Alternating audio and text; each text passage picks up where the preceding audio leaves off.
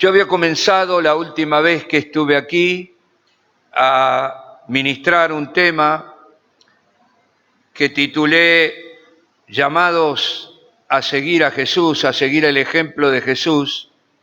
Creo que fue por Zoom en el mes de enero, el primer domingo de enero, y comencé a hacer referencia y animarles a leer las dos cartas del apóstol Pedro que tenemos en la Escritura, porque el apóstol Pedro dedica gran parte de sus dos cartas para animarnos y darnos caminos, vías, para que tú y yo podamos seguir las pisadas de Cristo.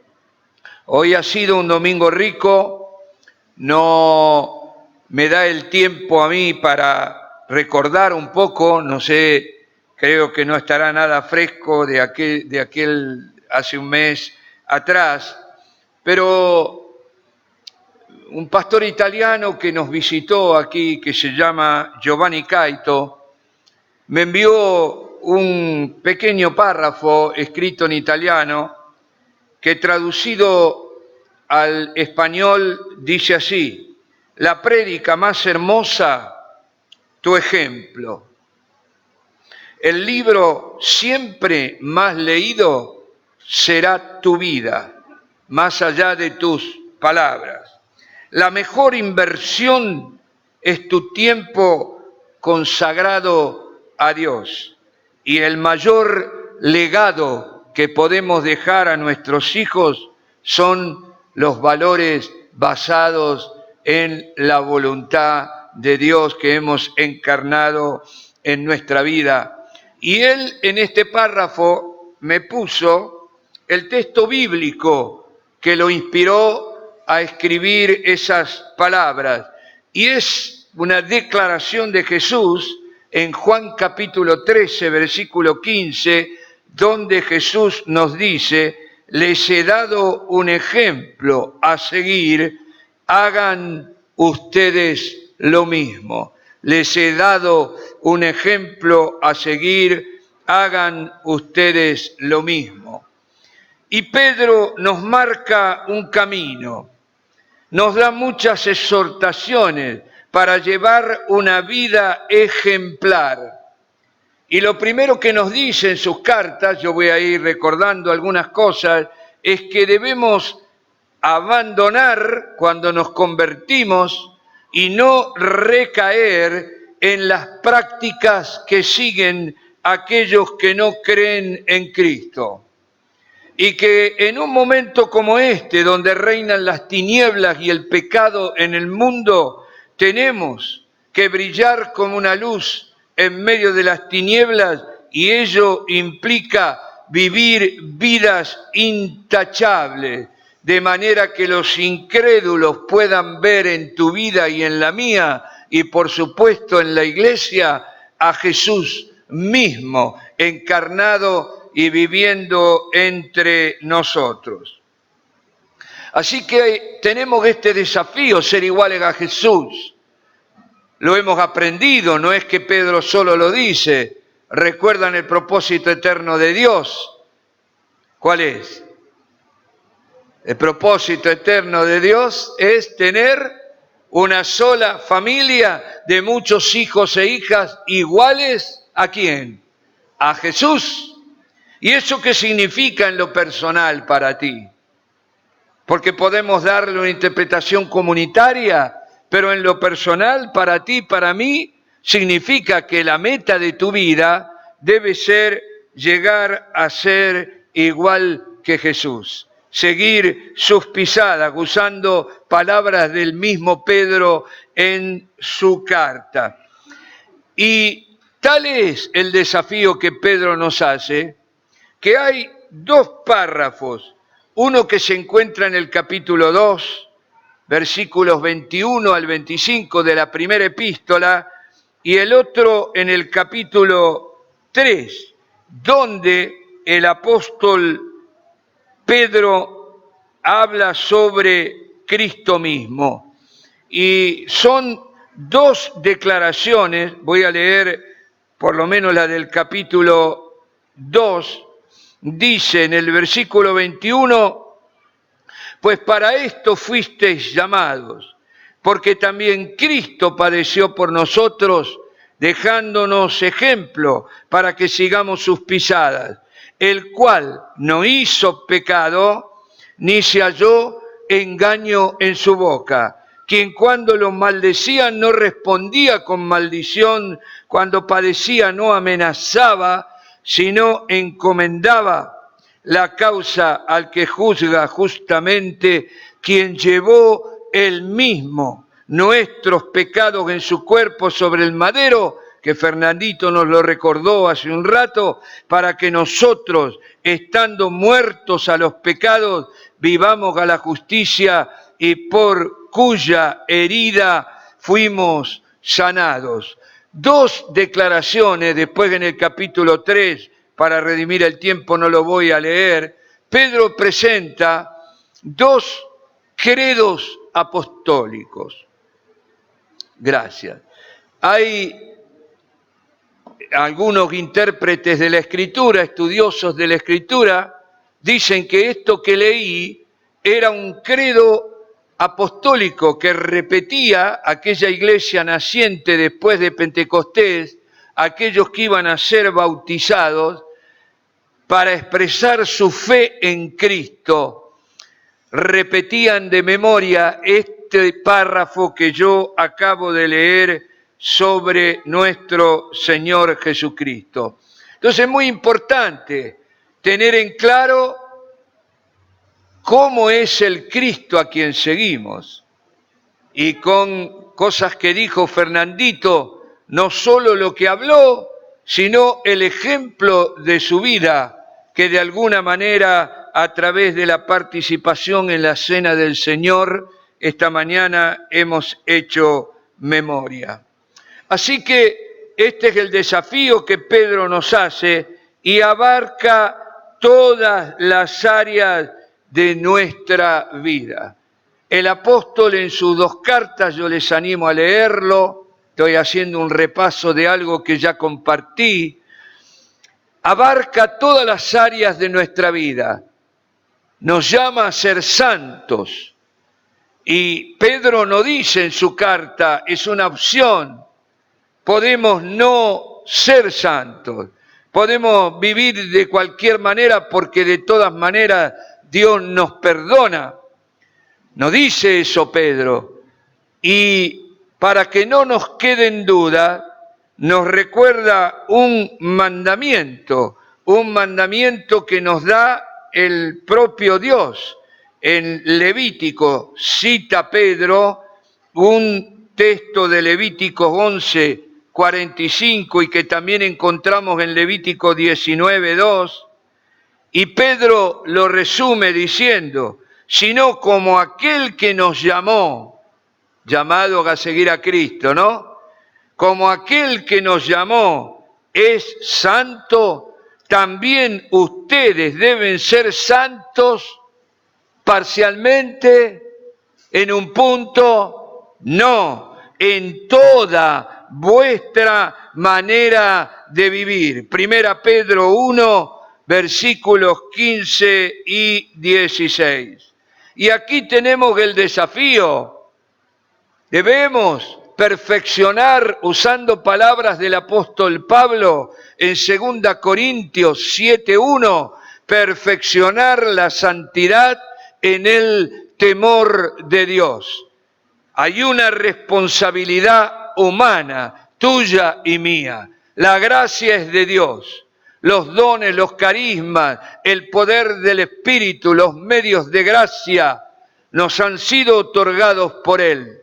Pero eso no nos exime de responsabilidades y nosotros tenemos que oír este llamado a la santidad, buscar la santidad, desear la santidad y perfeccionarla en el temor de Dios. Claro, cuando uno se compara con Jesús y ve lo que uno es, tú tienes conciencia, yo tengo la mía, ¿no? Cada vez que chequeo mi conciencia, más me doy cuenta de cuánto me separa y cuánto debo todavía encarnar de Cristo en mi vida. Y es muy común que muchos cristianos piensen es imposible alcanzar esta santidad. Y Pedro, creo que sabiendo que este pensamiento puede estar en muchos de nosotros, nos dice que Dios nos ha dado, a través de sus preciosas y grandísimas promesas, toda la gracia que necesitamos para esta vida, para alcanzar perfección y santidad en esta vida y también para nuestra relación con Dios. Y estas promesas uno las puede resumir en los medios de gracia: la oración, el ayuno, el culto a Dios, la palabra de Dios, que tiene poder, que es viva y eficaz y más penetrante que espada de doble filo y que siempre cumple el propósito para el cual Dios la ha pronunciado. Su palabra es viva y eficaz, medio de gracia. El Espíritu de Cristo, el Espíritu Santo, el otro Jesús que mora en tu corazón, que está contigo, que está en ti y que es el Paráclito. Bueno, no sé si se pronuncia Paráclito o Paracleto, una palabra griega que significa abogado, defensor, proveedor, el que te cubre, el que te ama, el que te consuela, el que no te dejará, el que no te desamparará. Y creo que es la mayor manifestación de la gracia de Dios en tu vida y en la mía, es la llenura del Espíritu Santo. Y en esta llenura del Espíritu, tú y yo tenemos que esforzarnos en la gracia. Un consejo de Pablo a Timoteo. Yo no entendía mucho esto de esforzarme en la gracia, así que estuve orando, buscando ayuda para entender en profundidad este desafío que Pablo nos hace, y lo que Pablo en realidad está diciendo ahí: hazte fuerte en el ejercicio de los medios de gracia, porque esa es tu responsabilidad y la mía. Si nunca oras, ¿qué conexión tienes con Dios? Si no lees su palabra, ¿cómo estará la verdad en ti? Y no hay un acto de magia, el Espíritu no hará nunca lo que tú y yo debemos hacer. Él hace lo suyo y es suficiente y poderoso, pero hay responsabilidades nuestras, que creo es la intención de Pedro en su carta, de animarnos a usar estos recursos. Bueno, yo creo que, no sé si será así, si Ana me lo puede certificar, que está grabado ese mensaje que yo compartí, porque el tiempo, esta reunión es tan rica que podríamos irnos ahora y no perderían nada, porque Dios ya nos ha hablado y nos ha ministrado a través de todo lo que hemos hecho juntos en esta mañana. Pero si está por ahí ese mensaje, yo les animo a que ustedes lo publiquen. Yo le había pedido a Jorge, pero si me lo envió no lo recibí, y me gustaría que ustedes lo escucharan, porque yo no tengo tiempo de volver atrás, quiero avanzar porque no sé cuándo voy a volver de nuevo, y yo voy a quedarme en este tema. Y voy a seguir compartiendo con ustedes acerca de las dos cartas del apóstol Pedro, y lo van a entender porque creo que el mundo en el que Pedro vivió y el mundo en el que predicaron el Evangelio, las iglesias a las que Pedro escribió sus cartas, es exactamente igual al mundo que nos toca vivir a nosotros. Y también hay consejos del apóstol Pedro a aquellos primeros hermanos en sus 2 cartas que hoy tienen una validez en el tiempo, porque se repiten las realidades que tuvieron que enfrentar aquellos primeros cristianos. Y saben,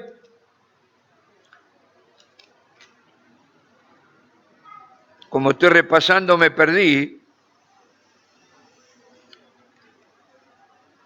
Bueno, yo les digo, la sociedad, supuestamente el apóstol Pedro escribió por lo menos la primera carta, de la segunda se está menos seguro, pero la primera carta la habrá escrito en el año 70 más o menos después de Cristo.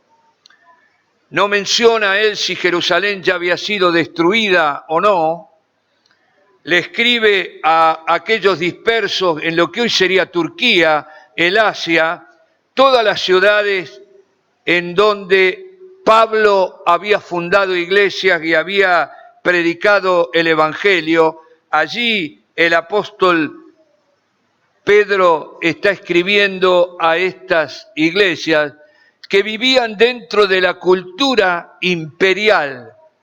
Los que saben un poquito de historia, Roma comenzó siendo una república, pero a partir de Julio César se convierte en un imperio y aparece la figura, ya no es una república donde hay gente que de alguna manera elige, sino que hay emperadores que toman el poder absoluto. El primero y muy conocido es Julio César, y de ahí queda la palabra César, que era el nombre de este primer emperador. A todos los demás, Cristo viene en la época de Augusto, un momento donde el Imperio Romano alcanza su mayor dimensión y donde vastas regiones de Europa, África del Norte y el Asia gozaban, incluyendo Palestina, de la Pax Romana. Roma controlaba todo, hacía caminos, puentes, acueductos, y eso permitía no una movilidad rápida, pero sí el desplazamiento de las personas, y fue un elemento que permitió la difusión del Evangelio, porque no había que atravesar rutas abandonadas, sino que en todo lugar había la vigilancia del Imperio Romano. Pero ¿cómo era la sociedad de aquel tiempo? Era una sociedad igual a la nuestra en lo que respecta a la inmoralidad, a las prácticas condenadas por Dios en todo sentido. Por eso digo que es actual su carta. Y no voy a repetir porque ustedes me han escuchado más de una vez decir, por ejemplo, que el mundo occidental, que es aquel en el que vivimos, ha apostatado del cristianismo, ha dado la espalda a Dios y ha retornado al paganismo propio de la época de Grecia y de Roma, que estaba asignado por el hedonismo, el epicureísmo, que es otra filosofía griega que de alguna manera muestra el hedonismo o lo expresa en conceptos. Hedonismo es el creer que el único objetivo para estar vivo es la obtención de placer. Placer en todas las dimensiones que uno pudiera imaginarse. Y la verdad que hoy vivimos en una época similar, en una cultura anticristiana que fomenta el pecado, que lo difunde y que trata de impedir que podamos vivir a la altura del Evangelio. Por eso me ha servido que nuestra hermana nos hablara de este evento de repartir, de ofrecer a las mujeres que están en situación de un embarazo no deseado o imprevisto, librarlas de la tentación del aborto, que hoy es promocionado y ofrecido más que como una solución, está ofrecido para control de la natalidad. Porque en realidad ustedes le van a dar vuelta, pero cuando lleguen al fondo es un modo de controlar la natalidad y separar las relaciones sexuales de lo que Dios ha concebido, que es la reproducción, el tener hijos, el desarrollo de la raza humana. Así que Él nos llama a tener una conducta ejemplar, primero con nuestra vida, luego en la sociedad en la que vivimos, ser intachables en nuestro trabajo, nuestra conducta con las autoridades, que yo algunas cosas ya dije de eso, volveré en otra ocasión. Pero hoy, por lo que dijo Alejandra, voy a referirme solo a un tema más y que no voy a terminar en esta mañana. El apóstol Pedro nos llama a tener una conducta santa en el matrimonio y en las relaciones entre hombres y mujeres. Y saben, cuando yo comencé a investigar este punto, me extrañé. Miren lo que dice el apóstol Pedro en su primera carta acerca de los deberes conyugales.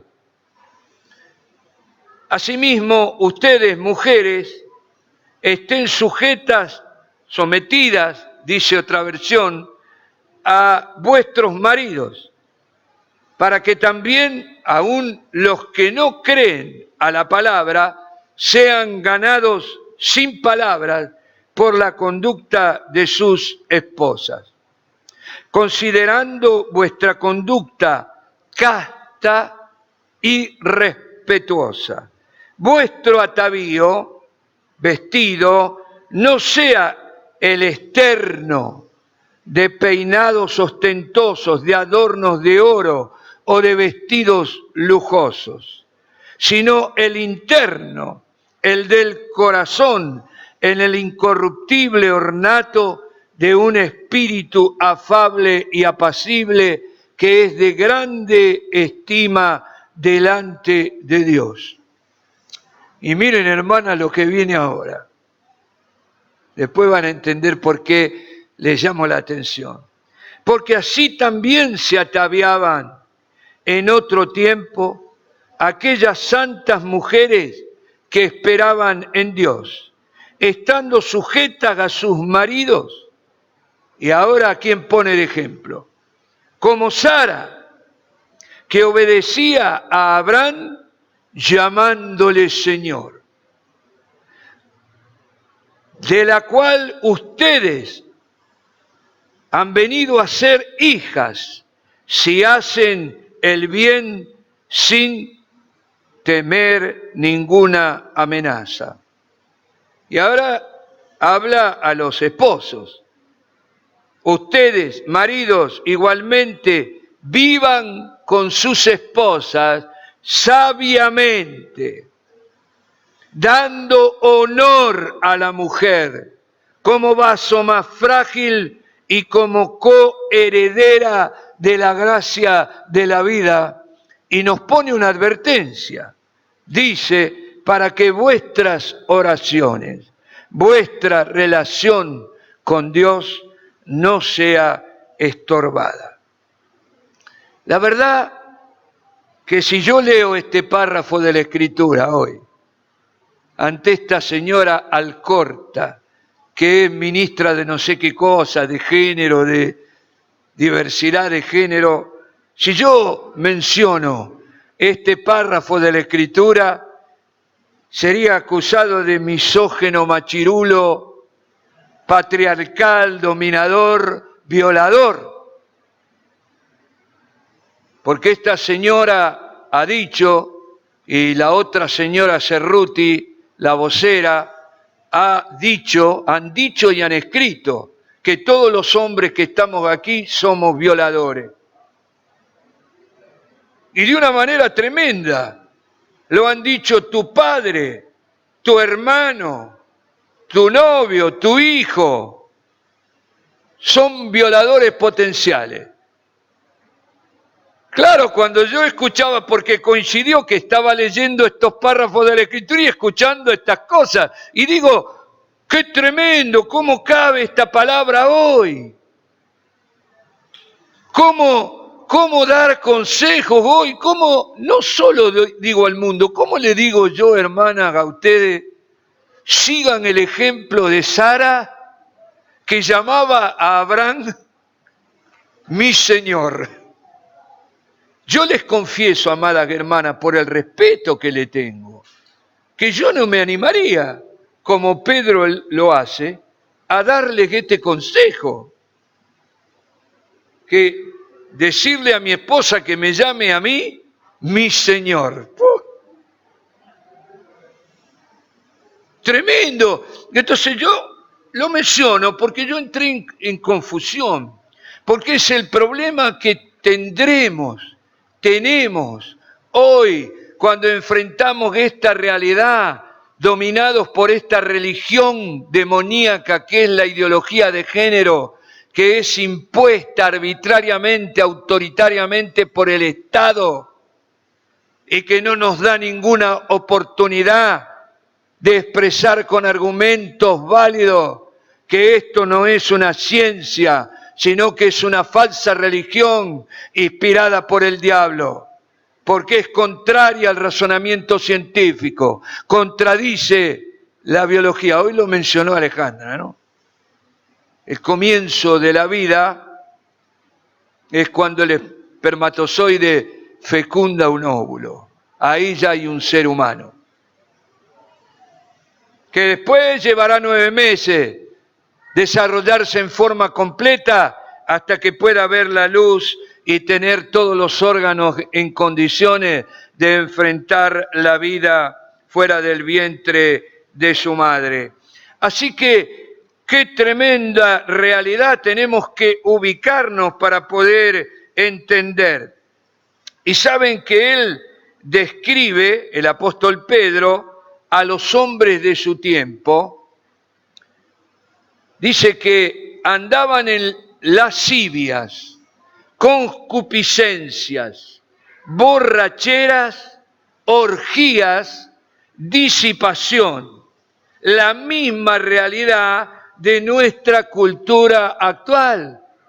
Está ahora en todos los noticieros y los diarios, y estamos todos conmovidos, donde 6 varones menores, creo que el mayor 25 años, entre 20 y 25 años, violaron entre 4 a una chica de 20 años, todos borrachos o drogados, incluso la chica, no sabemos si la drogaron o ya estaba drogada por propia decisión.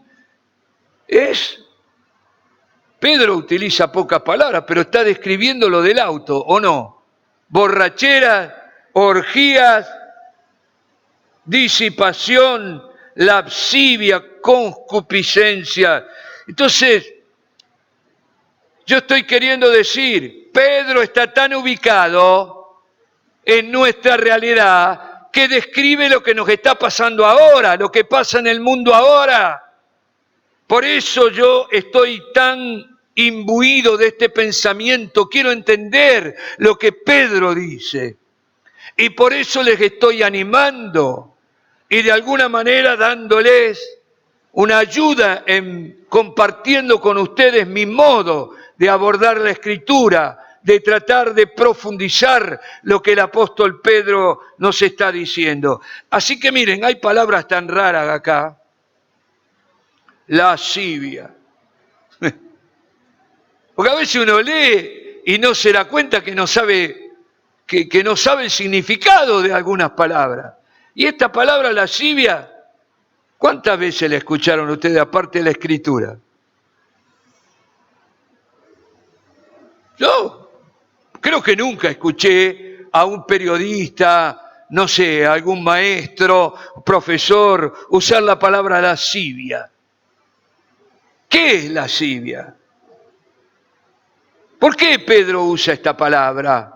Porque tiene que escribir con poco, porque no puede hacer un libro.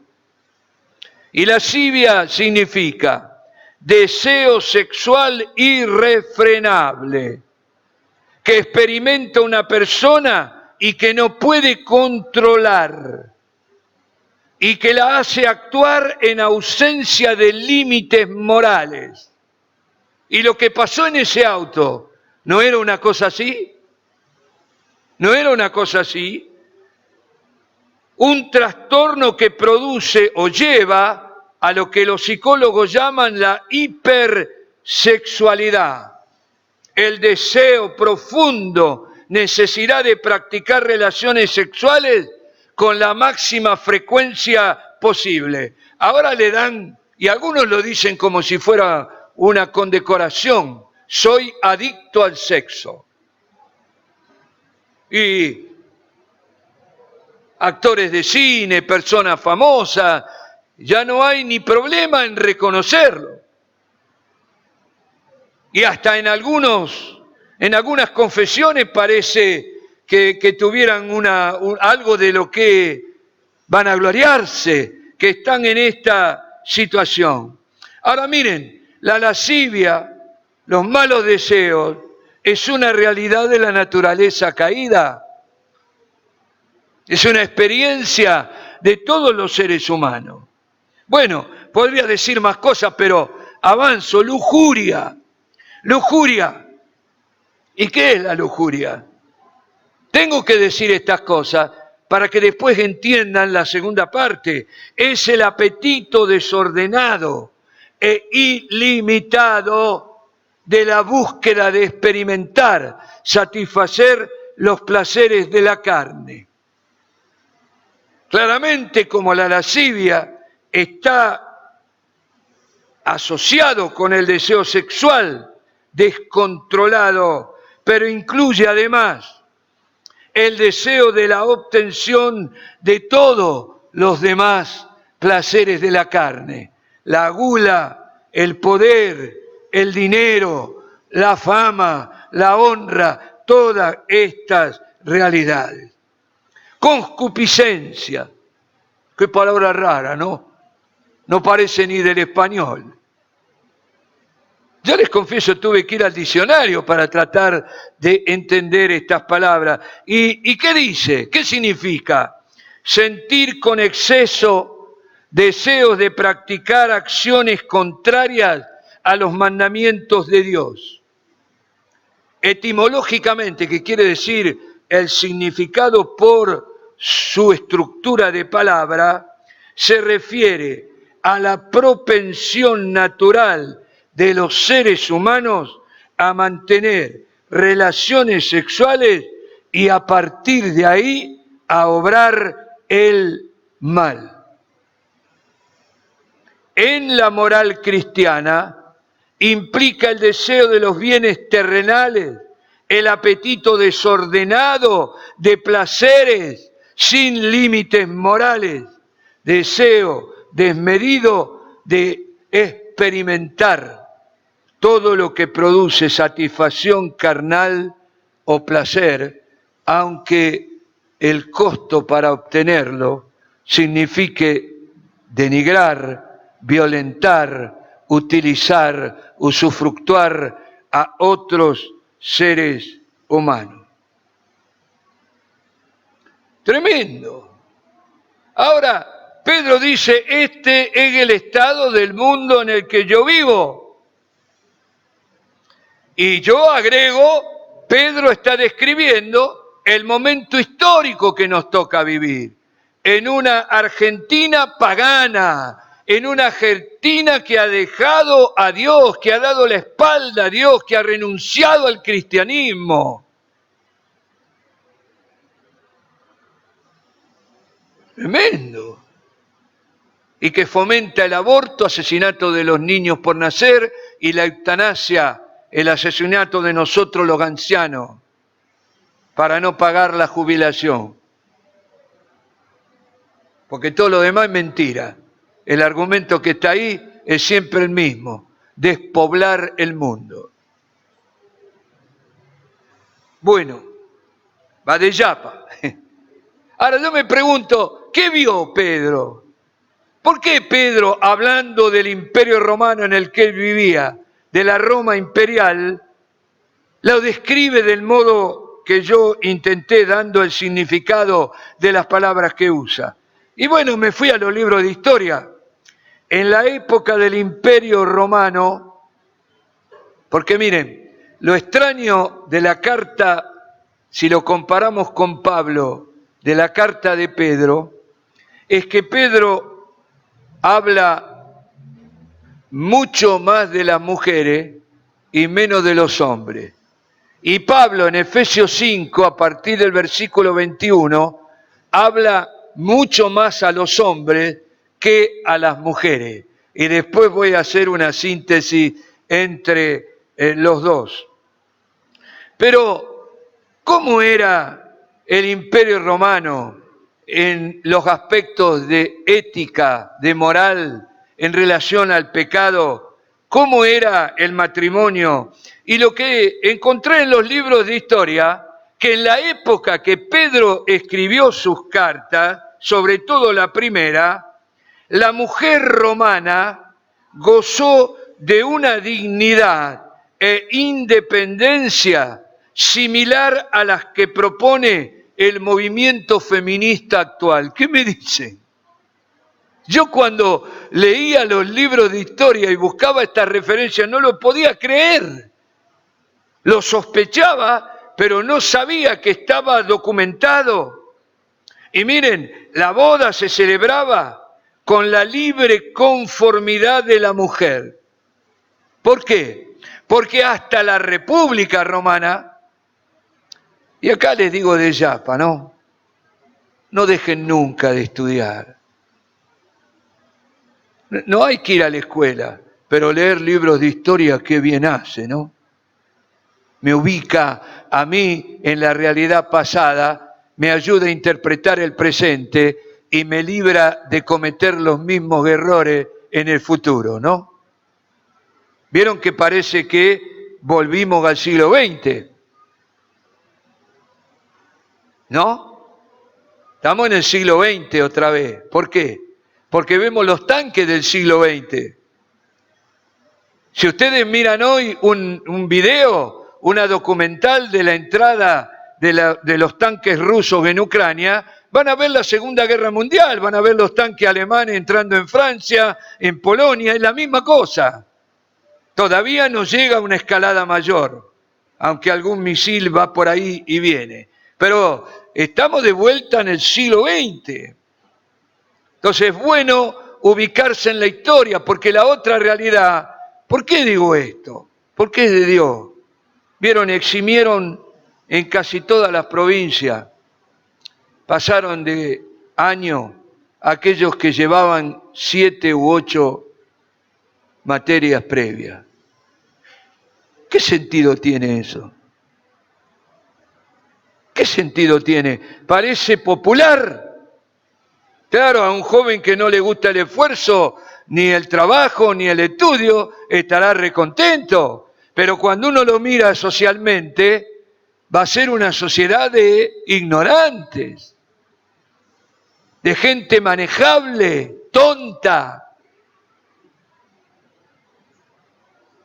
Porque cada vez hay mayor necesidad de conocimiento. Ahora vieron, te hacen pasar de grado así. Hay una empresa que pidió 100 empleados bilingües para programación en 2 idiomas, español e inglés. Se presentaron 100.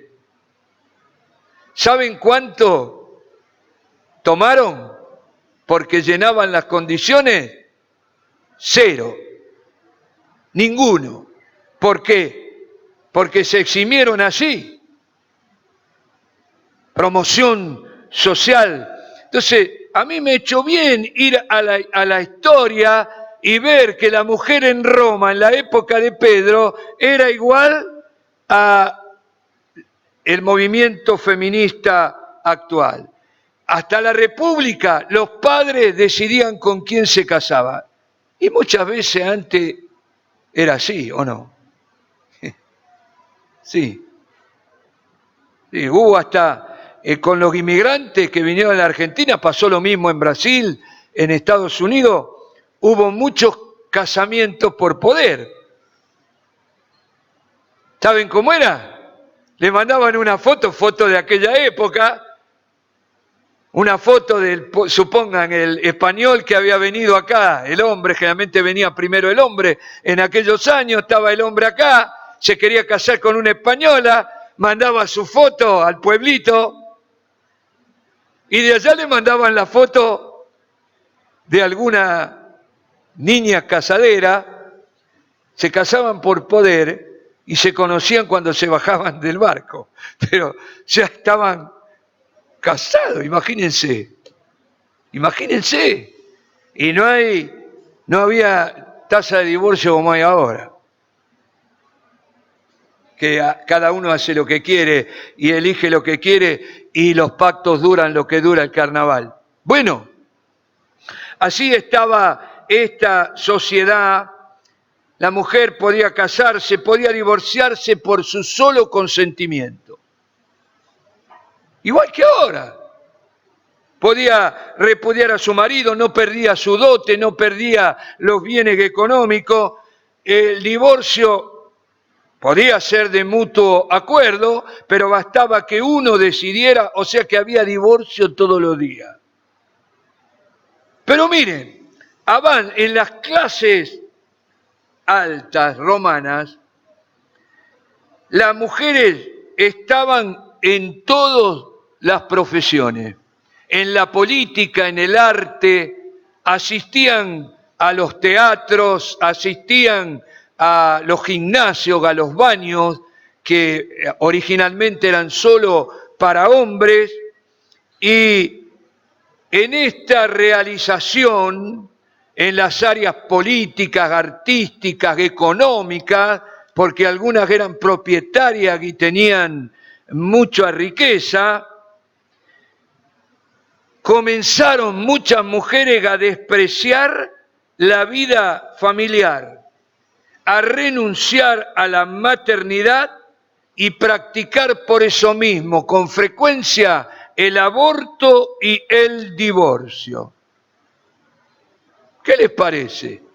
¿Alguna similitud con hoy? Es pura casualidad, como dicen en la película. No, es el mismo pecado, es el mismo diablo, porque no hay nada nuevo bajo el sol.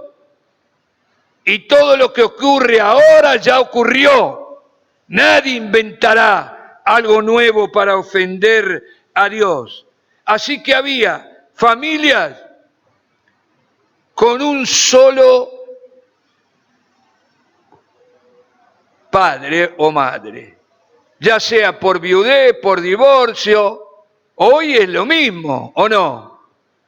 ¿Cuántos hijos han sido concebidos por vientre subrogado? Y son hijos que en el caso de algunos homosexuales no tienen madre. Y en el caso de mujeres que a lo mejor no son lesbianas, pero no quieren tener un hombre en su vida, han concebido hijos por vientre subrogado, porque la mujer que está en esta tesitura tampoco quiere quedar embarazada, ¿no? Y se puede alquilar un vientre por la pobreza y la injusticia social. Porque yo le preguntaría a cualquier hermana que ha tenido hijos aquí presente si estaría dispuesta a un embarazo de un hijo que no es de ella, con todos los riesgos que tiene un embarazo, que es algo natural, pero que por supuesto no es nada fácil llevarlo adelante y algunos vienen con muchos problemas. Pero ¿por qué hay mujeres que pueden alquilar su vientre? ¿Porque son generosas y quieren hacerle un favor a algún famoso que tiene dinero? No. Y les digo algo más. Hay un comercio de esto en Estados Unidos, donde fueron muchos argentinos a alquilar un vientre, y también en Ucrania ahora. ¿Por qué? Porque en Estados Unidos generalmente las mujeres de origen africano son las que alquilan su vientre, porque son pobres. Tremendo. Ucrania también es un país muy golpeado por la injusticia y por la pobreza. Y allí, incluso en Ucrania, Moldavia, se ofrecen en toda Europa, y aún rusas, mujeres jóvenes muy hermosas que publican su foto y se ofrecen para contraer matrimonio, una especie de prostitución legalizada con algún rico europeo, ¿no? Tremendo. Este es el mundo en el que vivimos, y es el mundo en el que vivía Pedro. Familias pluriparenterales. ¿Dónde está? ¿Se acuerdan esa película, Los míos, los tuyos y los nuestros? Familias que se van ensamblando, donde conviven hijos de distintos cónyuges y que muchas veces son lugares de serios conflictos de relación entre los hijos de distintos matrimonios o con alguna de las parejas de la madre o del padre. También en Roma era reconocido como hoy la pareja homosexual. Y había leyes que de alguna manera, no la femenina no era bien vista, pero sí la pareja homosexual masculina.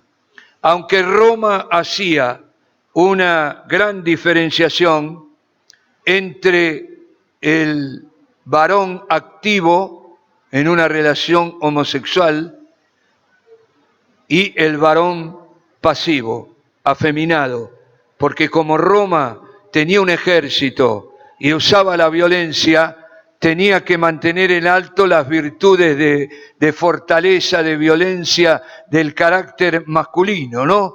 Pero de todas maneras tenían una especie de unión civil. Así que es en esta realidad que el apóstol Pablo nos exhorta. Es como una respuesta a esa realidad en la que la iglesia primitiva vivía.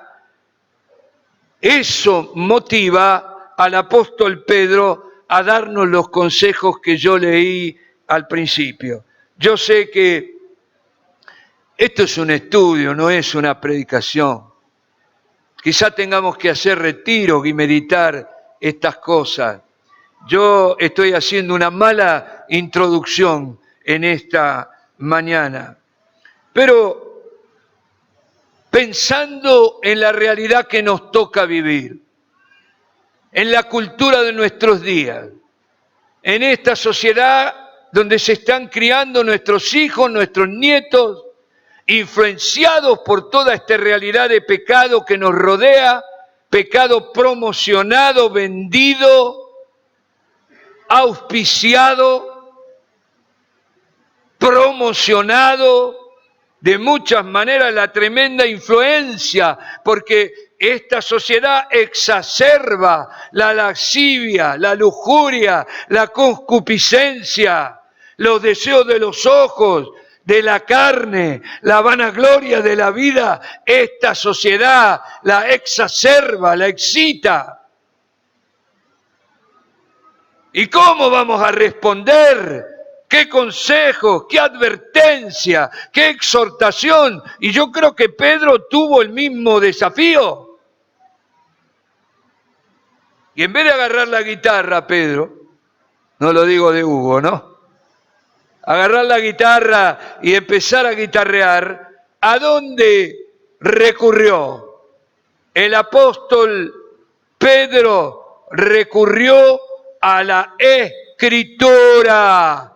a los valores de Dios, a la moral cristiana, al orden de Dios para la familia, lo que está aquí en la Escritura, declarado por Dios, que es eterno, imperecedero, inmutable y que va a regir hasta que Cristo vuelva. Amén.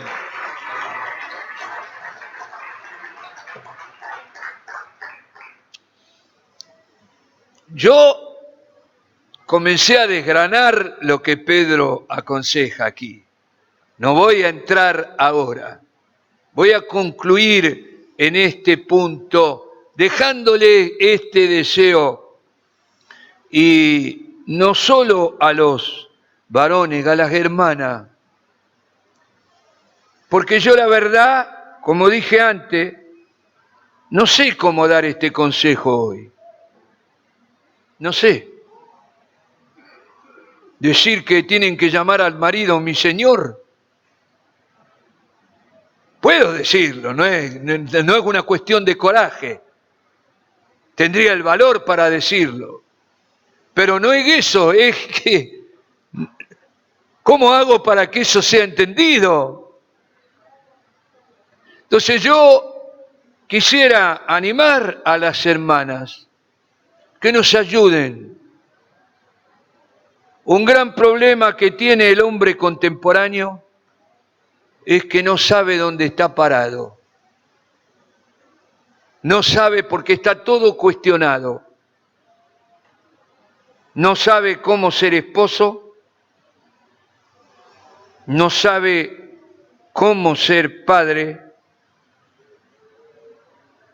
Porque ya ni siquiera el hombre es padre. Vieron toda, por ejemplo, la ley del aborto quitó al padre.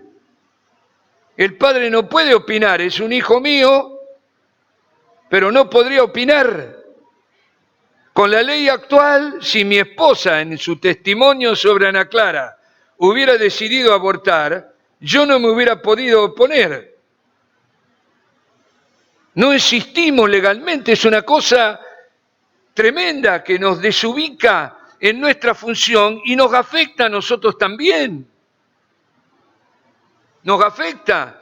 Entonces, yo digo, creo que Dios me puso esta carga. Tenemos que meditar en esto. Quizás el concepto claro que yo comparto con ustedes hoy es que la respuesta a todas las mentiras de la ideología de género, a la cultura pagana en la cual nosotros vivimos, la única respuesta tiene que ser la Escritura. La Escritura. Y lo dice Pedro lo dice. Dice, segunda carta, tenemos la palabra profética más segura, dice Pedro. ¿De quién está hablando? De la Escritura, que nos alumbra como un faro en medio de las tinieblas hasta que Cristo vuelva. Y en la primera carta nos dice, desead como niños la leche espiritual no adulterada. ¿Y cuál es la leche espiritual? Hay una clara referencia a la Biblia, a la palabra de Dios. Y es con este pensamiento que quiero terminar. Pedro pone de ejemplo la palabra. Significa, y le digo, hermanas, busquen ejemplos en la Escritura, no solo de Sara. Les dejo este desafío, hermanas.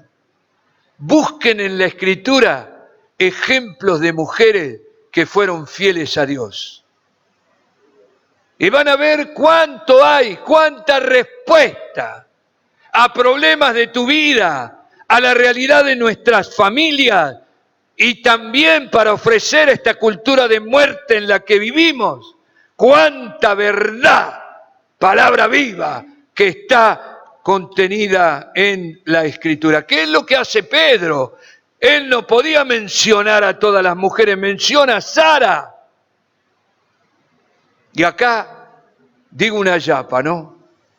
Abraham y Sara no eran perfectos. Me quita un peso de encima, ¿no? Pone de ejemplo a seres humanos, Pedro. Sara se mandó la suya, ¿o no? Y no le digo a Abraham.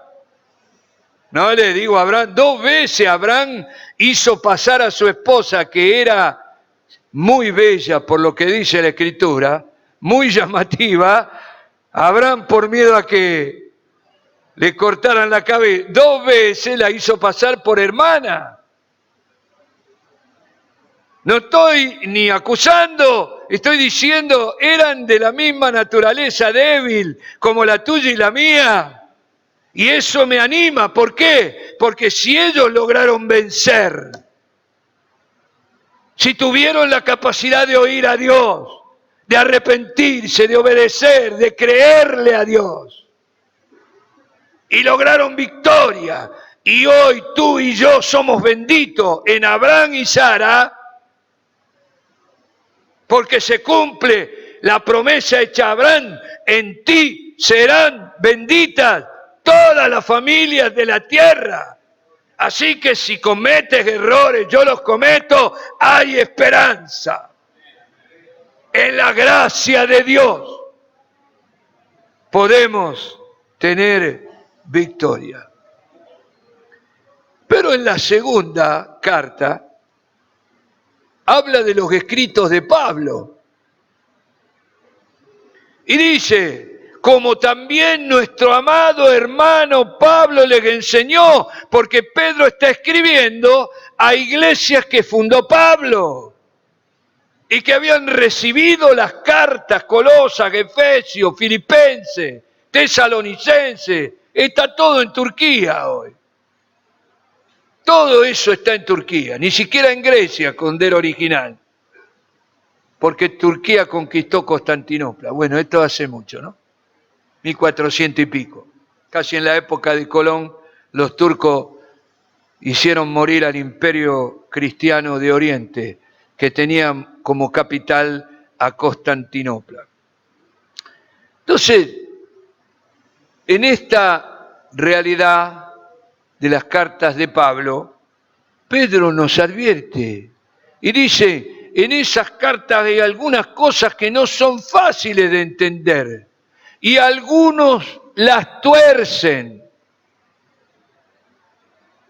Pedro nos está advirtiendo: hay que ir a la Escritura para enfrentar la realidad que nos toca vivir, para entender la voluntad de Dios, pero tenemos que tener cuidado de los falsos maestros, de los falsos profetas, y no caer en la tentación de acomodar la Escritura, que han caído muchos en esto, al contexto social en el que estamos viviendo, ¿no? No se llama contextualización. O las interpretaciones basadas en las culturas. Bueno, Pedro y Pablo eran judíos. Y por eso escribían lo que escribían, con una mentalidad judía. No, tenían revelación y escribieron lo que Dios les había inspirado. Amén. Así que les dejo este desafío, esta tarea. Ustedes, porque vienen días difíciles. Días difíciles. En la carta de Pedro encontramos advertencias sobre la persecución que iba a venir, que fue la de Nerón. Días difíciles. Esto recién empieza.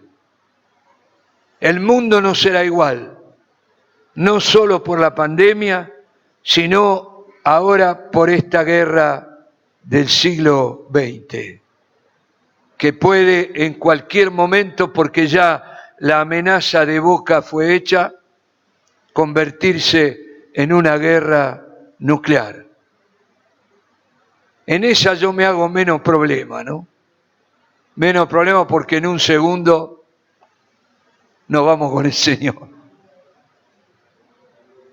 No es que no me importe, pero me hago menos problema. Si Dios lo permite, no lo sé, pero la amenaza está hecha. Y de la abundancia del corazón, dice la Escritura, habla la boca. Quiere decir que en el corazón la idea anda dando vuelta. Y sobre todo en personas viejas que saben que en cualquier momento se van a morir. Uno no ve la vida igual a los 20 años que a los 90. Importa menos si este mundo se contamina, si hay radiación, total. A mí cuánto me falta. Y a veces algunos son tan egoístas que quieren que el mundo termine con ellos. Entonces, amados hermanos, Pedro es actual y ha logrado, con mucha gracia de Dios, ha logrado resumir con pocas palabras verdades que a mí me han tocado 1 hora y no dije ni la cuarta parte.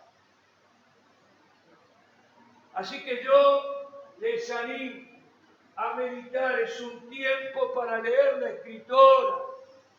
Es un tiempo, siempre lo fue, pero hoy más que nunca, para orar, para seguir la guía del Espíritu, de modo de tener revelación. Y si ustedes oran, van a la palabra, Dios nos va a actualizar estos consejos del apóstol Pedro para que los podamos poner en práctica entre nosotros.